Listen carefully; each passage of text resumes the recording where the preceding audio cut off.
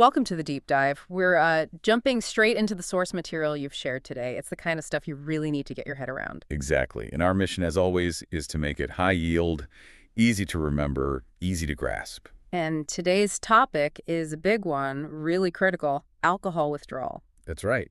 And the material you sent over makes it crystal clear. This isn't just, feeling rough after drinking. It's serious. Yeah, potentially life-threatening, a proper medical emergency, according to the note. Absolutely. Needs treating as such. Okay. So for this deep dive, think of us guiding you through these notes. We're going to break down, well, everything, what alcohol withdrawal actually is, why it happens, Who's most likely to get it, how it sort of affects the body physiologically. what else it might look like, how common it is, the actual signs and symptoms, and crucially, when they tend to show up. And then, of course, how clinicians figure it out and manage it, what the outlook is, what can go wrong if it's not managed. And we'll even touch on prevention a bit at the end, all pulled directly from your material. It's going to be a comprehensive look, aiming for that solid foundation you need. Right then, let's unpack this. First up, the definition. What exactly is alcohol withdrawal, based on these notes? Okay, so it's basically the collection of symptoms someone gets when they suddenly or significantly cut down their alcohol intake after they've been drinking heavily for a prolonged period. And like we said, the notes stress this isn't minor. No, not at all. They really hammer home that it can be life-threatening and it's a medical emergency. The focus seems to be on acute withdrawal and the really severe end, delirium tremens or DTs. Definitely more than just a bad hangover then. So why does it happen? What's the etiology described? Well, the root cause is physical dependence. Essentially, after someone's been using alcohol heavily for a long time, their body, especially their brain, gets used to it. It adapts. Right. That adaptation is the key thing. The material goes into the brain chemistry, doesn't it? Neurotransmitters and all that. Yes, exactly. This is the how. So chronic alcohol use affects the central nervous system. Specifically, it messes with two big neurotransmitter systems. GABA, which is generally inhibitory, like the brain's brakes, Okay, the brakes. and NMDA glutamate, which is excitatory. Think of that as the accelerator. Alcohol tends to boost the GABA system, the brakes, and dampen down the NMDA system, the accelerator. Got it. So more brake, less accelerator, keeping things calmed down while the alcohol's there.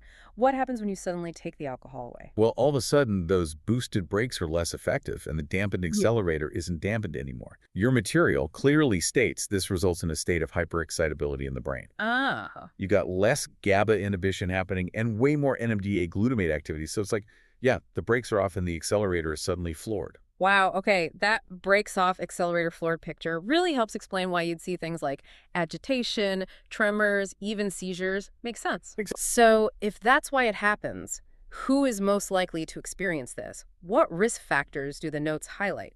The main ones mentioned are, well, first, a history of alcohol dependence itself, then, obviously, the level of use, heavy alcohol use, and crucially, if someone's gone through withdrawal before. Ah, previous episodes increase the risk. Yes, definitely. That's a key risk factor. Mhm. The material also adds that having other medical conditions or psychiatric conditions alongside can increase the risk too. Right, complicates the picture. Okay. Putting this into context then, how common is this? What does the epidemiology data in your notes say, particularly for the UK? Well, the source material paints alcohol misuse as a really significant public health issue in the UK. In terms of numbers, it mentions that something like 20 to 36% of people in primary care settings might have alcohol use disorders. Wow, that's quite high. It is. And specifically for alcohol dependence, it affects about 4% of adults aged 16-65 in England. It's higher in men, around 6%, compared to 2% in women. So a decent chunk of the population potentially dealing with dependence. And the notes give some pretty stark figures about the risks if that dependence isn't treated, right? Yeah, these numbers really bring home how serious it is. Untreated, the material suggests about 6% of dependent patients will get withdrawal symptoms. Okay. And of those experiencing withdrawal, up to 10% might develop delirium tremens, which is the most severe form. And then maybe a third of people having significant withdrawal could experience seizures. Those are really worrying statistics. Mhm. Okay, before we dive deeper into the symptoms themselves, the notes mention differential diagnoses. What else could cause similar symptoms? What do clinicians need to rule out? That's a really important point. Clinicians need to think about other things, like withdrawal from other drugs, obviously.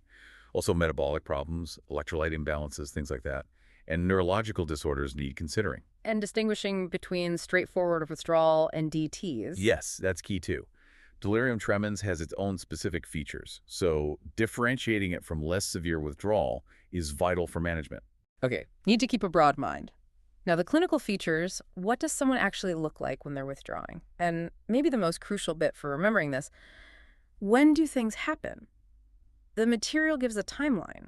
Right. So the general signs and symptoms listed are quite varied. You've got tremors, the shakes, anxiety, sweating, difficulty sleeping, insomnia, feeling sick or actually vomiting, agitation, hallucinations, seeing, hearing, or even feeling things that aren't there, seizures and delirium, which is that state of confusion. And the severity really varies hugely from person to person. And that timeline is so important for spotting it and managing it. Can you walk us through the typical progression described in the notes? Yeah, absolutely. This is definitely high-yield stuff. Symptoms usually kick off pretty early, typically around 6 to 12 hours after the last drink. Okay, quite soon then. Yeah, that's when you often see the tremor, the sweating, maybe a fast heart rate tachycardia, and that anxiety we mentioned. Got it. 6-12 hours. Tremor, sweating, anxiety. What comes next? Then alcohol the hallucinations, tends to appear a bit later, maybe around 12 to 24 hours after stopping. Yep. Withdrawal seizures, which are usually the generalized tonic-clonic type, the big fits, they tend to peak later again, often between 24 and 48 hours. The notes actually mention a peak around 36 hours. Right, seizures peaking day 1 or 2, and then the most severe state. Delirium tremens, the DTs, that typically peaks around 48 to 72 hours, so day 2 or 3. Okay, so quick recap. 6-12 hours for initial symptoms like tremor, 12-24 for hallucinations, 24-48 for peak seizure risk, and 48-72 for peak DT risk. What exactly defines DTs according to the material? The notes describe DTs by its cluster features. A really coarse tremor, significant confusion to disorientation, delusions, vivid hallucinations, often visual or auditory, plus physical signs like fever and a racing heart, tachycardia. It's a state of severe agitation and physiological upset. Sounds incredibly serious. The material also mentions different ways people might present with withdrawal. Yeah, it's not always straightforward. Someone might come in actively seeking help because they're already withdrawing. Or it could be unplanned, say someone's admitted to hospital for surgery or an infection, they can't drink, and then withdrawal starts. Ah, okay. Or it could be someone trying a planned detox at home, maybe, but finding it too difficult or running into problems. And when assessing someone, what key bits of information does the source say are crucial to get in the history? You really need to know the details of their drinking, how much, for how long. Critically, when was their last drink? That helps place them on that timeline. Right. Have they had withdrawal before? Because that increases risk. Any other medical problems? Yeah. Psychiatric history? What medications are they on, including any other substances they might be misusing? And what's their social situation like? Any support? Okay. The notes also mention sometimes it's unplanned stopping because they just can't get alcohol due to illness or something. Yes, that's another scenario to be aware of. So it sounds like diagnosis is mainly based on putting all that information together, the history and the clinical signs. Exactly. The material confirms it. Diagnosis relies mostly on a thorough clinical assessment, looking at the history, observing the symptoms. Lab tests are mentioned as supportive. What kind of tests? Things like liver function tests, checking blood alcohol levels maybe, and tests to rule out those other conditions or find underlying issues. Okay, makes sense. So once alcohol withdrawal is suspected or diagnosed, how is it managed? What's the approach outlined in the notes? The overall approach is described as a mix of medical treatment and psychosocial support. General supportive care is vital, monitoring their pulse, blood pressure, temperature, breathing rate closely, and addressing any other medical or psychiatric things going on. And there's a specific class of medication highlighted as the main treatment. Yes, benzodiazepines. They're stated as the first-line medication. They help control the symptoms like agitation and anxiety, and crucially, they help prevent seizures. Which specific ones are preferred? The notes recommend long-acting ones, like chlordiazepoxide, that's often known as Librium, or diazepam, which is Valium. These are usually given first line. And how are they given? Is it a fixed dose? No, it's usually a gradual dose reduction, a taper, typically over about 5 to 7 days. The actual dose needs to be tailored to the individual based on how severe their dependence seems, their weight, sex, liver function, things like that. Are other medications mentioned? Yes, a few others come up. Carbamazepine is noted as being effective for withdrawal symptoms, and it's particularly considered if someone has a history of withdrawal seizures. Okay. Gabapentin gets a mention for possibly helping reduce heavy drinking, though maybe less for acute withdrawal itself. And clemethazole is listed, but as a second-line option specifically for managing alcoholic delirium, the DTs. And there was something important about a type of medication to avoid using routinely. Yes, the material specifically advises against the routine use of antipsychotic medications for managing alcohol withdrawal. Good to know. What about phenytoin for the seizures, sometimes used for other types of seizures? The notes actually state that phenytoin is less effective for alcohol withdrawal seizures compared to using benzodiazepines or carbamazepine. Right. There's one other medication, or rather supplement, that's mentioned as absolutely critical. Ah, yes. Thiamine. Vitamin B1. This is vital. People who drink heavily are often deficient, and thiamine is essential to prevent a serious brain condition called Wernicke's encephalopathy. How should it be given? The material recommends giving parenteral B complex vitamins like Pigrunex, either into the muscle IM or into a vein, IV. This is especially important for prophylaxis to prevent Wernicke's. Oral thiamine might be okay if the patient seems well-nourished and the withdrawal is uncomplicated, but often the parenteral route is preferred initially. Okay, so benzo's first line, possibly carbamazepine, avoid antipsychotics routinely, and definitely give thiamine. How do clinicians actually gauge the severity moment to moment to adjust the medication? The material mentions a specific tool, the CIWA-R scale. That stands for Clinical Institute Withdrawal Assessment for Alcohol Scale, revised. It's a standardized way to score the severity of different symptoms, which helps guide how much medication, like benzodiazepines, is needed. Right, an objective measure. And when does someone actually need to be in hospital for this? What are the admission criteria listed? Hospital admission is recommended if someone has a history of complicated withdrawal, like previous DTs or seizures, or if their vital signs are very unstable despite initial treatment. Also, if they're under 18, if there are safety concerns like risk of harm to self or others or lack of support at home, or if they've already tried and failed a home detox. Makes sense. And what about ongoing support or referrals? Yeah, the notes mention referring to specialists if needed, like liver specialists, hepatologists, or psychiatrists, and that managing withdrawal is often just the first step in a longer-term treatment plan. Okay. Looking beyond the immediate withdrawal phase, what does the material say about the prognosis? What's the likely outcome? Generally, the prognosis section sounds quite positive, actually. It states that most people do recover with the right treatment and support. That's good to hear. Yeah.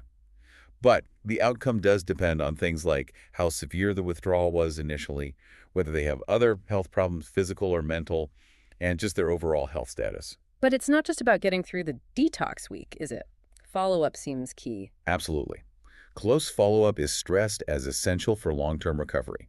The notes mention things like ongoing counseling, support from self-help groups like Alcoholics Anonymous, AA is mentioned specifically, keeping the GP involved after discharge from hospital, and potentially using medications to help maintain abstinence or reduce the risk of relapse. Plus, sorting out any underlying medical or psychological issues is crucial for staying well. Right. Now, the flip side. What if withdrawal isn't managed properly? What are the potential complications listed in the notes? This is where it gets really serious again. The material lists several major complications. Delirium tremens itself is considered a severe complication, with that intense agitation, confusion, and cardiovascular instability. Okay. Other big risks include seizures, dangerous shifts in electrolytes, problems with breathing or the heart, respiratory cardiovascular complications, developing chronic health problems related to the alcohol use, and also an increased risk of developing problems with other substances or worsening mental health conditions. It really highlights why prompt, appropriate treatment is so critical. Finally, the material touches briefly on prevention. Any strategies mentioned to avoid getting into withdrawal in the first place? The main things mentioned are about early identification, spotting problem drinking early on. Also, screening patients who are admitted to hospital for other reasons to check if they might be alcohol dependent is highlighted. Anything else? Interestingly, yes. The notes briefly mention that following a ketogenic diet might potentially reduce withdrawal symptoms. Doesn't go into detail, but it's mentioned as a possibility. Huh. That is interesting. A little nugget there.